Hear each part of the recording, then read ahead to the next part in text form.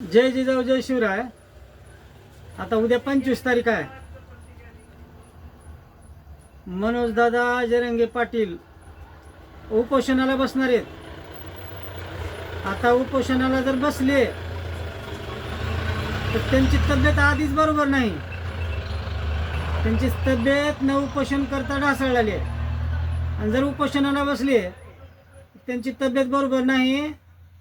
आता प्रत्येक मराठ्याला मी हात जोडून सांगतो, मनोज जरंगे पाटलाला आपण सगळेजण भेटायला जाऊ आणि आपण सगळेजण सांगू की बाबा तुम्ही उपोषण करू नका। आणि असला माणूस आपल्याला का आतापासून मिळाला बी नाही, मिळणार बी नाही। आणि असा माणूस जर आता आपल्यापासून समजा नाकामी झाला तर बघा ह्याच्या एवढं भयानक कधीच नुकसान नाही।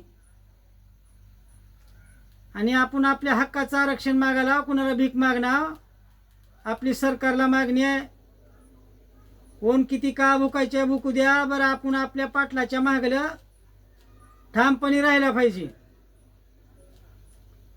आणि एवढाच व्हिडिओ तुम्हाला आता मराठ्याला फक्त हात जोडून विनंती आहे माझी, उद्या लास्ट 25 तारीख आहे आणि 25 तारखेला उपोषण चालू आहे।